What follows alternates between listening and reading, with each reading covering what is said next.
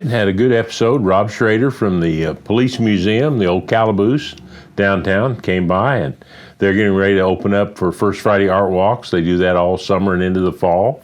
And so he came by, talked about that, talked about some new things they'd acquired and photographs and so on that they've gotten that help tell the story of the Springfield Police Department all the way back to the 1850s.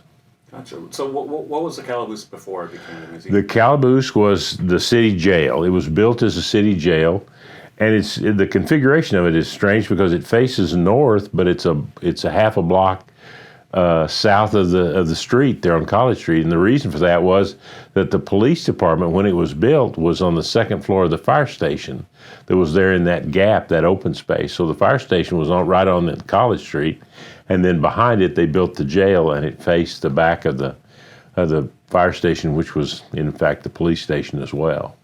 The size of it always surprises me. That it's a jail. Was there not enough people or to fill the jail? It was for city prisoners only. Anybody that was more serious crimes and so on was transported into the county jail. Mm-hmm. So that was just mainly for like Otis, type things. So when was the switch from not being a jail to what it is? Whenever they got ready to have a celebration of the 150th anniversary of the police department, they considered that as beginning with the city marshal's office in 1859. So in 2008, they had a celebration of the 150th anniversary of the police department, and they had redone the inside of the Calaboose, make it more structurally sound and everything. And we helped them put an exhibit together and install the first exhibit as a kind of a deal for that anniversary.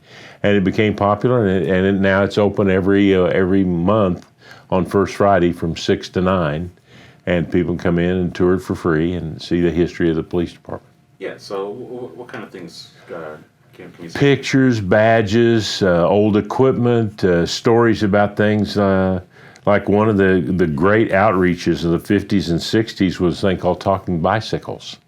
And Officer Friendly would come to school, and he had two bicycles. They'd roll in a boy's bike and a girl's bike, and the bicycles actually talked. There was another officer secreted away with a speaker that he'd talk on the bicycles, and teach the kids about bicycle safety and how to ride on the street and so on.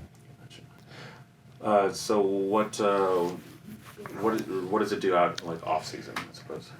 Do what now? When it's off season, when it's not. When it's not, it's available for tours by appointment, and so they'll come, and if groups want to come tour it, not just for individuals, but if you've got a group of I think it's 5 or more, and they will open it up at other times so that you can tour the museum. Gotcha. Yeah. So it's pretty detached from where the other. Yeah, because that was downtown. Everything was right there around it for so long, and then when they moved from the city police station being there, right there on Market Street around the corner, they built a new police station there in '24. And it still backed up to the Calaboose, so it was right there handy.